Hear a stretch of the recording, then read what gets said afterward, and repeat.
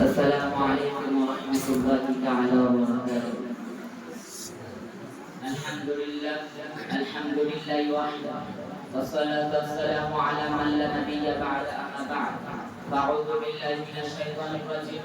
بسم الله الرحمن الرحيم. وقاتلوهم حتى لا تكون فتنة ويكون الدين لله. صدق الله العظيم. সর্বপ্রকার প্রশংসা জ্ঞাপন করি সেই বিশ্ববিধাতার আরশে আজিম, যিনি আমাদেরকে এই পরাধীন ভারতকে স্বাধীন করে অত্যাচারী জালেম শাসকের হাত থেকে ছিনিয়ে নিয়ে আমাদের কাছে তুলে দিয়েছেন। তানারই দরবারে সকলে মিলে উচ্চহাতে বলে আলহামদুলিল্লাহ। তারপরে যে মহামানবকে না সৃষ্টি করিলেন, আসমান জমিন কুল কায়নাত এমনকি আমি আপনি কেউ সৃষ্টি হতাম না, তানারই দরবারে সকলে মিলে উচ্চহাতে বলে আলহামদুলিল্লাহ। সাল্লাল্লাহু আলাইহি ওয়াসাল্লাম। আজকে আঞ্জুমান ইসলাহুল লিসানের মহাসম্মানিত সভাপতি সাহেব, উপস্থিত সুদক্ষ সুচিন্তাশীল ন্যায়নিষ্ঠ বিচক্ষণ বিচারক মণ্ডলী ও আমার সামনে উপবিষ্ট রসুল প্রেমিক শ্রোতা মণ্ডলী, সকলকে জানাই শ্রেণীগত শ্রদ্ধা, বুক ভরা ভালোবাসা ও প্রাণ ভরা শুভকামনা জানিয়ে আরশের রাজি সিংহাসনে মহারাজের প্রতি আশার কমল বেঁধে স্বাধীনতা সংগ্রামে নাতিদের পাক করার জন্য দণ্ডায়মান হয়েছিল। আমা তাওফীক ইল্লা বিল্লাহ। বন্ধু বান্ধব, আমরা সকলে জানি যে আজ থেকে ৭৮ বছর পূর্বে এই ভারতবর্ষ ছিল অত্যাচারী জালেম শাসকের অধীনে। তারা ইস্ট ইন্ডিয়া কোম্পানি ব্যবসার অনুমতি নিয়ে ভারতবর্ষে এসেছিল, কিন্তু তাদের উদ্দেশ্য ছিল ব্যবসা নয়, বরং ভারতবর্ষের মাল ভারতকে লুণ্ঠন করে নিজেদের দেশে নিয়ে যাওয়া। এমনকি তাদের উদ্দেশ্য অগ্রসর হতে লাগলো। বন্ধু বান্ধব, কেমন ভাবে দেখুন, ১৬০১ খ্রিস্টাব্দে ইংরেজ সম্রাট ভারতবর্ষে এসেছিল ব্যবসা করার অনুমতি নিয়ে।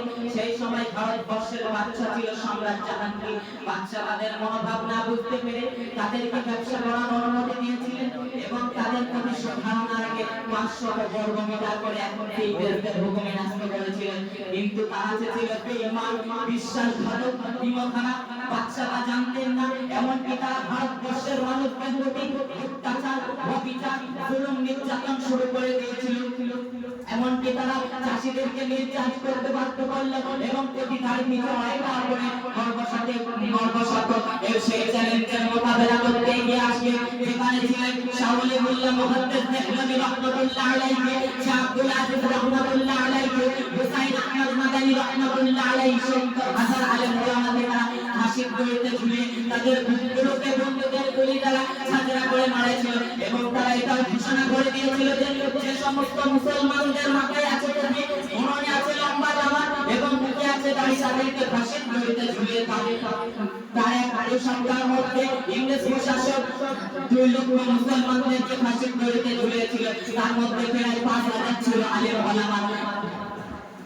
কিন্তু অপূর্বতার কিছুদিন পর অর্থাৎ স্বাধীনতার পূর্বে হুসাইন আহমদ মাদানী রাহমাতুল্লাহ আলাইহি ইংরেজ সাম্রাজ্যবাদী ব্রিটিশদের বিরুদ্ধে হকাজারি করে বললেন তাদের বিরুদ্ধে অধীনে কাজ করা এবং তাদেরকে সাহায্য করা সম্পূর্ণভাবে হারাম। সেই কথা শুনে এই সাম্রাজ্যবাদী ব্রিটিশরা হুসাইন আহমদ মাদানী রাহমাতুল্লাহ আলাইহির উপর গুলির অর্ডার ঘোষণা করে দিল। তার কিছুদিন পর করাচিতে এক প্রকাশ্য সমাবেশ ডাকা হয়েছিল ইংরেজদের বিরুদ্ধে। সেই সমাবেশে উপস্থিত ছিলেন জাতি, ধর্ম, বর্ণ নির্বিশেষে কয়েক লক্ষাধিক মানুষ সেই সমাবেশে উপস্থিত ছিলেন এবং প্রত্যেকটি মানুষ জানতো যে হুসাইন আহমদ মাদানী রাহমাতুল্লাহ আলাইহি এই সমাবেশে উপস্থিত হবেন না, কেননা ইংরেজদের তরফ থেকে তার উপরে গুলির অর্ডার করা হয়েছে। একটু দেখা গেল যে সমাবেশ শুরু হবার পূর্বে হুসাইন আহমদ মাদানী রাহমাতুল্লাহ আলাইহি নিজের জানের পরোয়া না করে তখনের বাবুর সঙ্গে করে নিয়ে এই কবিতা পড়তে পড়তে স্টেজে উঠছিলেন। बुलबुल चोंच में लेकर गुलशन की नाज की कहा है, अंग्रेज को खत्म करके कहा, खिलौना समझकर मुझे बर्बाद मत आना, हम भी किसी के बनाए हुए हैं। वक्त पर हुसैन अहमद मादानी रहमतुल्लाह अलैहि के देखे প্রত্যেকটি মানুষ আশ্চর্য হয়ে গেল এবং হুসাইন আহমদ মাদানী रहमतुल्लाह अलैहि সাম্রাজ্যবাদী ব্রিটিশদের বিরুদ্ধে বক্তৃতা শুরু করলেন। তখন চতুর্দিক থেকে হুসাইন আহমদ মাদানী रहमतुल्लाহ अलैহির উপরে গুলি চালাতে আরম্ভ করল। কিন্তু আল্লাহ পাকের কি কারিশমা দেখো, একটি গুলি হুসাইন আহমদ মাদানী রাহমাতুল্লাহ আলাইহিকে স্পর্শ করতে পারল না।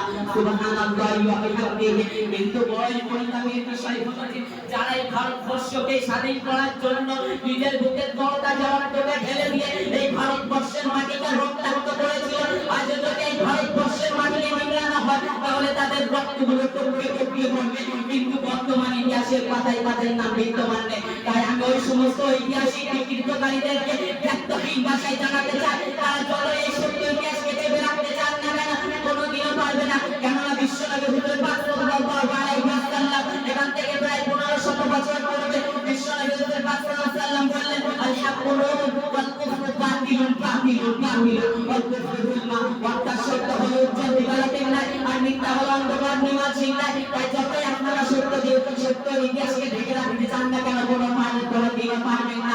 আর আমরা এটা চ্যালেঞ্জ দিয়ে যাচ্ছি যে যেমন ভাবে আলেম ওলামা এই পরাধীন ভারতকে স্বাধীন করার জন্য নিজের ভিতর দরকার রক্তকে ফেলে দিয়ে ভারতবর্ষকে স্বাধীন করেছিল, এমনি ভাবে যদি আজ কোনো অত্যাচারী জালিম শাসক উপস্থিত হয় যদি তাকে বিতাড়িত করতে নিজের ভিতর দরকার রক্তকে ঢেলে দিয়ে পুনরায় ভারতবর্ষকে রক্তাক্ত করতে হয় তবুও করবো, কিন্তু অত্যাচারী জালিম শাসকের প্রশ্রয় দিতে না দেবো না। কেননা কি মুসলমানি উক্তিটি শোনেননি, বিদার বিশাল সাল কি জিন্দেগি সে শেরকে দিদি জিন্দেগি বেকার है। অর্থাৎ শিয়ালের মতো 100 বছর বেঁচে থাকাচ্ছে সিংহের মতো একদিন বেঁচে থাকা অনেক ভালো। তাই তো কবিতার ভাষায় বলে, রক্তে রাঙা ভারতবর্ষ, আমাদের এই ভারতে রক্ত দিয়ে করেছি মোরা ভারতবর্ষের স্বাধীনতাকে, ইতিহাসের পাতায় মোরা পেলাম না লড়াই, তারাই আমার সেনানায়ক যাদের কোনো নাম বলবো না, পেরে কোনো বুঝিয়ে দেবো সত্যি ইতিহাস করে কথা।